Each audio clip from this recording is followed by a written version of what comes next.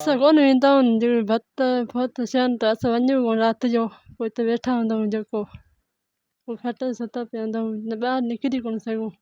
तव्हांजी ज़िंदगी बसि इहा ई गुज़रंदी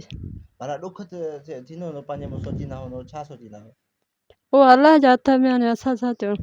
हाणे असांजी नज़र सफ़ा घटि ई असां हाणे किॾे वेंदासीं असां वरी वेंदा इन घर में वेंदा हाणे केरु हराए केरु न आहे हींअर कंजो सही दास्तान हलंदी पई वञे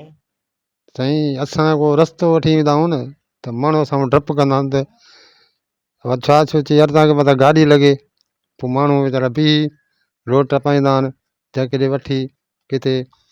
हवा बीमार माण्हू थिए त हाणे साईं रश्के वारो चइबो आहे 500 रुपया ॾे अरे बाबा ग़रीब आहियूं पोइ बि धिका थाबा खाई कंहिं अस्पताल पहुचंदासीं सो सरकारी दवा मिलनि कोन थियूं सो हींअर ॻोठा वारनि जा वॾेरा आहे हुननि जा हाल पूरा आहिनि उहो चवंदा असां पाण परेशान आहियूं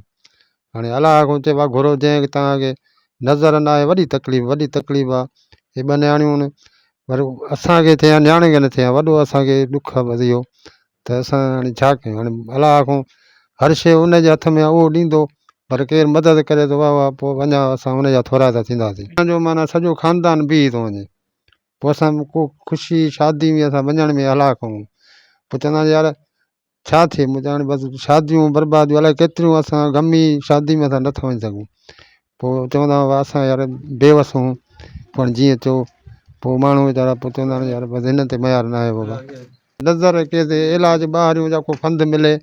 या को हेल्प करे या को कंहिं ते भलाई करे बसि उनखे चओ तव्हां महिरबानी कयोसि भला एतिरो पेट गुज़र थिए बसि ॿियो हाणे नज़र थींदी न थींदी उहा अलाह जे हथ में आहे साईं अहिड़ा का वाक़िया थींदा आहिनि ॻोठ में जॾहिं इन घर में न वञो इहे सॼो अखियुनि जो घर जो माज़ूर आहे अहिड़ा का मसइला थींदा आहिनि को थींदो आहे की झेलो फॾो फछा थींदो आहे त भई इन घर में न वञो असांजे घर मां सभु को लारायो साईं त मता कोन्हे मदद कई वञे ॿुधी असांजे घर केरु नथो अची सघे थो अचे थो त वरी उहो पुछे थो त तव्हांखे छा खपे साईं पोइ अलाह जा आसरो वेठा आहियूं पोइ का टिकी फोटो मिले थो पोइ खाराईंदो बचनि खे ॿुधी तकलीफ़ आहे मसइलो पोइ ॿियो लीवर जो मसइलो जहिड़े जो हुअसि उहो छाजे करे थो ओचितो कोन्हे तकलीफ़ आई जेको आयुसि नज़र किरण ते उन तकलीफ़ सीने में धकु लॻो उनखे जहिड़े हिसाब सां उन तकलीफ़ जी उहो वीचारो ॿ दफ़ा मां DC दादू खे चयुमि साईं दरख़्वास्त माज़ूर कोटा में नौकिरी ॾियो साईं मूंखे इंटरव्यू वठनि मूंखे हे काग़ज़ मौजूदु आहिनि चए त तोखे नौकिरी ॾींदासीं उहे पंहिंजे सरहंदी पिया ॾेई छॾनि मूंखे असां ग़रीब ॾियनि ई कोन नौकिरी साईं मां पर इंटर पास आहियां साईं त केतिरी परेशानी आहे साईं असांखे वधि में वधि परेशानी आहे असांजा जेका ॿार आहिनि मुंहिंजा 6 ॿार आहिनि ऐं मां आहियां मुंहिंजी घरवारी आहे घरवारी जी नज़र सही आहे उहा सिलाई जो कमु कंदी आहे बाक़ी असांजो जेको टे जेको 2 नियाणियूं आहिनि हिकिड़ो मां उहो माना ॾींहं जो बि कान सो उन्हनि जो बि सिजु लहण खां पोइ माना घटि थी वञनि 14-15 माण्हू आहियूं नाबिन